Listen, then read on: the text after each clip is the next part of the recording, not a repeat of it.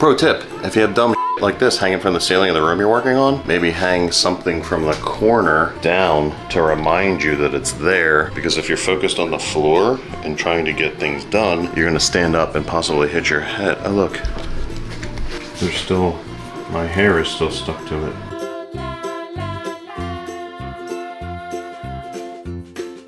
What's up, Grublanders? I'm back with another quick update video because I am installing another LVT plank flooring in another bedroom, and this time I've got a few things I'm going to try differently to make it look a little better. As we do different projects, we should be learning how to improve on them, so the next time we do them, we can do things a little differently and make them look even better. Today, I've got a few things I'm going to do differently with installing this floor, and I'm just going to show them. So if you saw my vinyl plank install, that first video, I will link that down below. You'll definitely want to check this one out because there's a few tips on how to do things a little differently, a little better. One of those things is the last time I trimmed a door frame, I used a chisel. My oscillating tool was at work and I didn't want to waste the time to go get it, so I used a chisel. Didn't look the nicest. It was okay, but I do have my oscillating tool, so I'm going to show you what that cut looks like right now.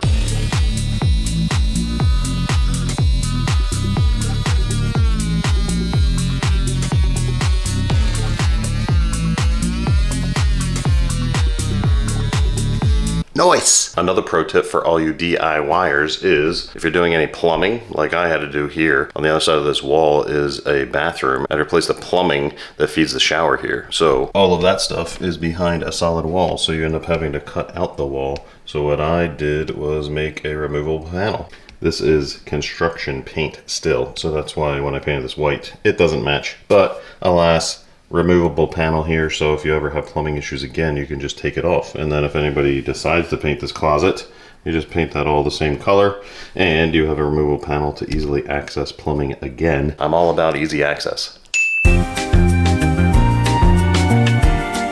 All right, we're just about done this room, but I got one more thing to show you. That is how to put the boards in a door jamb, because the edge of this board is going to need to go underneath of the wall here so it looks clean. I've already put this one in, but as you're coming this way, the way these boards snap together, you need to angle them to get them in. So it's easy to do it from this direction, that one there, but this one here, obviously if you just cut that out, it's not going to be able to fall down into place. So there's a little trick I learned. I'm going to use it on this install to show you how to make a cleaner edge. If you remember in the last video I did, that same situation occurred here, and all I did was just piece in a little puzzle there to fill that gap instead of doing what I'm about to do, because this was behind a door, so it's not very noticeable, but there is a cleaner way to do it. So the first thing you want to do is lay out your boards around the area so that you have your reference points. The way that I have my pattern here, it's a 11-inch piece there, full board here, 22-inch board, 11, full 22, and I just repeated that every third pattern. So we're at a row where there is an 11-inch board there, and then a full board. And then the one before it is a 22 and a full board. So I laid those in, and the edge of this one catches that vent. So I did mark where I want to cut this corner off. And then I did lay out this board already too. But you want to basically line up this edge where the two edges that meet, line them up so that you can mark how wide you want this cut. And then measure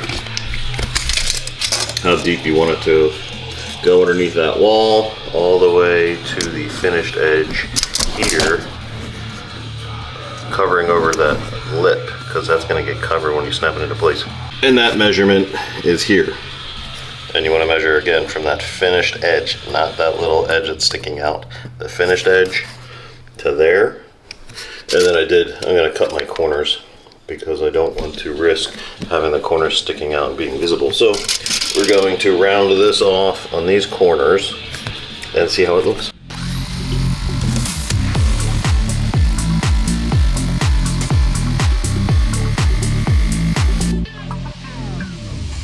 So what we gotta do is take out these boards here, just the row that's next to where we need to put that one in, and cut that corner off. All right, we've got that put into place very loosely there. So we've got our 11-inch board here, and the board we cut to notch out around that framing. And then we did not put in that row yet, so what we're gonna do is slide that into place. You're gonna take a wet rag and put a little soap on it, hand soap for lubricant, and rub that on the edge that you're gonna be sliding on. And along the edge of the board you're going to be sliding across this way too. And then you want to get your board started and just slide it into place. And you can either take shims across this wall to keep this part from sliding forward too much. I'm just going to keep my puller bar there in place so that has something to hit against as we're sliding them together. And you also want a small piece as a sacrifice board to hit your block against as this is sliding in. So you don't want to hit against your finished edge that you're going to use for your flooring. You want that sacrifice board.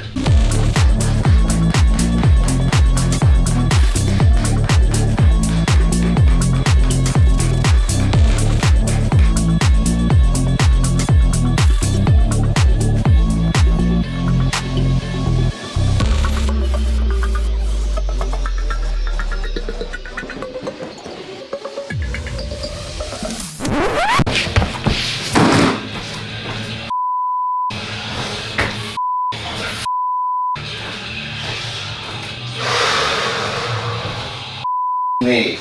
Pro tip, if you have dumb like this hanging from the ceiling of the room you're working on, maybe hang something from the corner down to remind you that it's there, because if you're focused on the floor and trying to get things done, you're going to stand up and possibly hit your head. Oh look, there's still, my hair is still stuck to it. So I had to stop for a bit and compose myself and clean up some blood. But now we gotta get the floor done.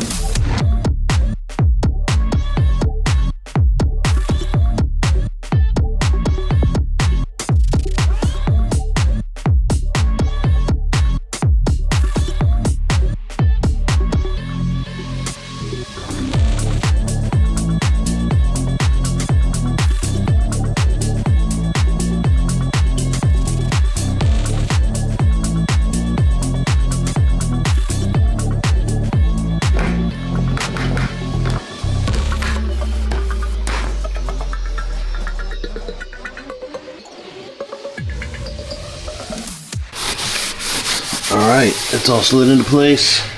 That's lined up. That is completely underneath there. And we're going to be putting quarter round in throughout the baseboard, so that little gap will be covered. Perfect. That's how you saw around the door jamb and have it look nice and clean and finished. And that is going to wrap up another LVT plank installation. Hope these tips helped you. The most important of all, don't forget to watch your head. There are more home improvement videos on this channel, so go ahead and check them out. If you don't already subscribe, please do, because it helps out the channel a lot and it does not cost you a thing. And stay tuned for more home improvement videos as we get this house ready to sell, because that day is coming fast and furious. And remember, time is everything, money is a tool, and we can't afford to waste either one. Last tag.